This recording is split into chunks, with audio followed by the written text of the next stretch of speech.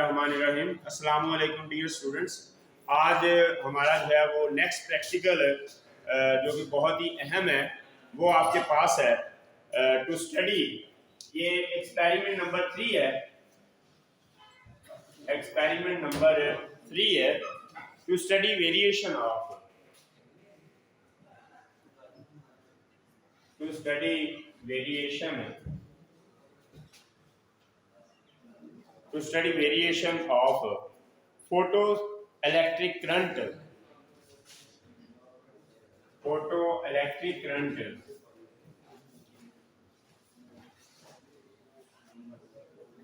photoelectric current with intensity of light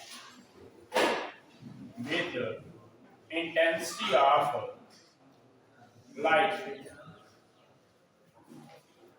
अब यहां पे जरा पहली बात देख लें कि हमारे पास ये इंटेंसिटी ऑफ लाइट क्या है और फिर हम एक्सपेरिमेंट की तरफ आते हैं। इंटेंसिटी ऑफ लाइट जो है ना, ये हमारे पास इसकी डेफिनेशन ये है, energy per unit area per unit time.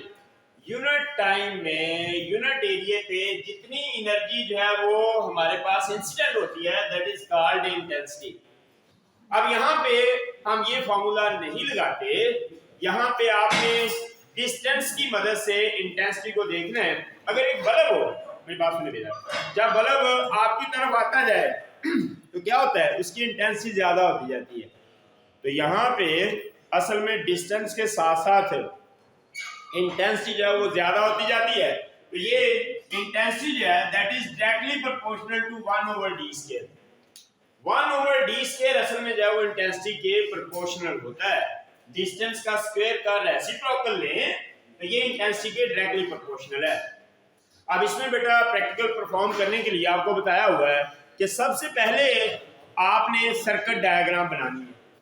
तो आइए जरा सर्किट की बात करते हैं। तो सर्किट में आपके पास जैसे कि नाम से जाहिर है कि फोटो सेल है, तो आप सबसे पहले नंबर पे एक ये फोटो सेल इस्तेमाल करेंगे। इसमें जो है इसके दो टर्मिनल होते हैं। एक हमारे पास जो है वो इसको आप C कह लें, इसको A कह लें। ये हमारे पास जो है वो फोटो सेल है। और फोटो सेल के साथ आपने क्या करना है, आपने फोटो सेल के साथ करंट और इंटेंसिटी में रिलेशन ड्रा करना है। मेरी बात जरा सुनिए। तो करंट के लिए क्या मालूम करते हैं भाई, वो एमीटर या गिलवानोमीटर या एमीटर। और इसमें गिलवानोमीटर ये नोट कर ले बात, गिलवानोमीटर का यूनिट नहीं दिया होता, तो गिलवानोमीटर का करंट हमेशा माइक्रो एम्पेयर में होता है। तो सीरीज में आप ये लगा दें। उसके बाद आपके पास एक जो है ना बैटरी होनी चाहिए, और बैटरी के साथ ये आपका सर्किट जो है वो कंप्लीट हो जाता है। और यहाँ पे आपके पास इसके ऊपर ये लाइट पड़ती है, और ये आगे जाकर मैं आपको पढ़ाऊंगा। ये जो लाइट इसके ऊपर पड़ती है, इससे इलेक्ट्रॉन इजेक्ट होते हैं, और ये जो इलेक्ट्रॉन इजेक्ट होते हैं इसको हम कहते हैं फोटो इलेक्ट्रिक इफेक्ट। तो फोटो इलेक्ट्रिक इफेक्ट से इलेक्ट्रॉन इधर आते हैं, तो यूं इलेक्ट्रॉन पूरे सर्किट में फ्लो करते हैं। और आपने ये लाइट सोर्स जो है, ये जो लाइट सोर्स है बल्ब की शक्ल में, इसको आपने इसके पास लाते जाना है, और इस तरह से करंट की वैल्यू जो है वो ज्यादा होती जाती है। और ये गैल्वेनोमीटर भी लगा होता है, माइक्रोमीटर भी लगा होता है। तो ये प्यारे बच्चों हमारे पास सर्किट डायग्राम है।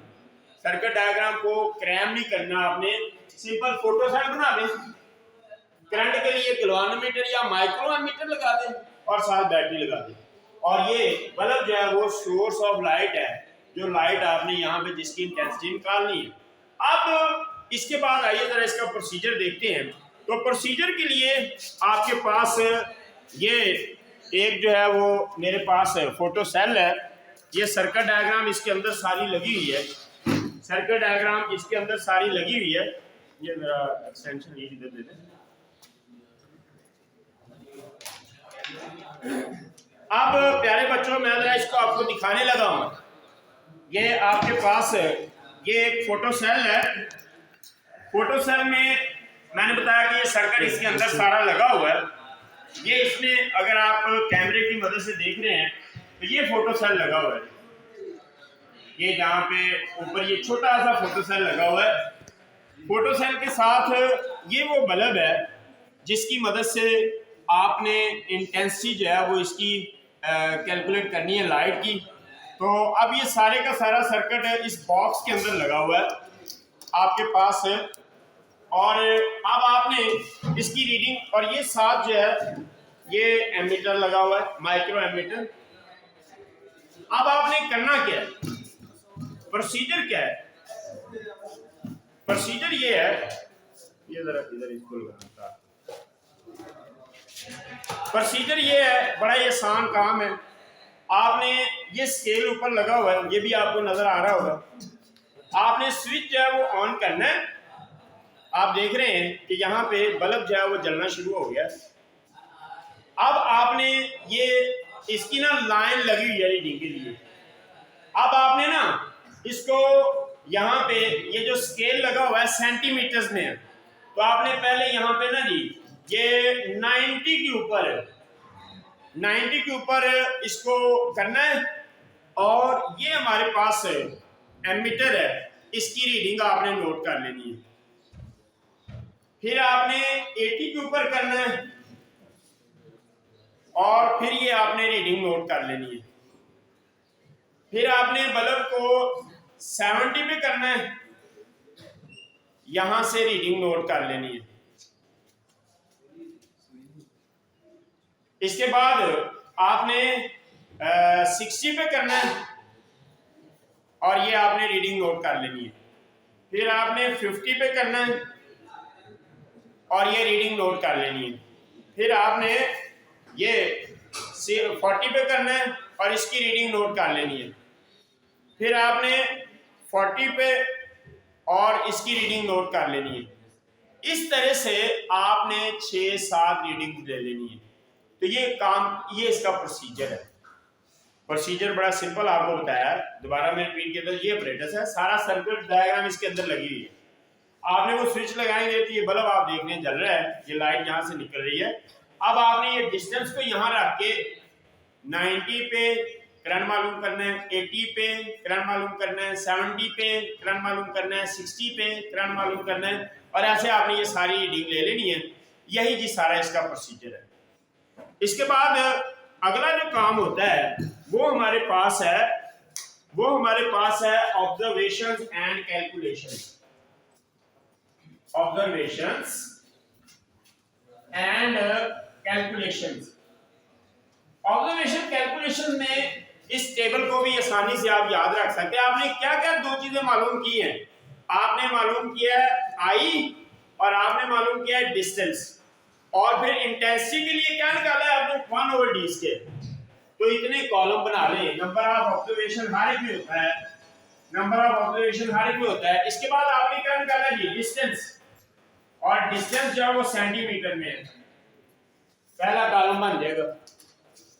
ये डी डिस्टेंस सेंटीमीटर में पहला कॉलम बन जाएगा।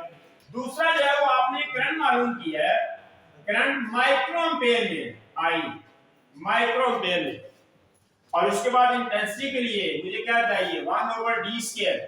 तो ये प्यारे बच्चों आपके पास इसका टेबल हो जाएगा, और इसकी आपने 1 2 3 4 5 6 वैल्यूज कम से कम ले लेनी है।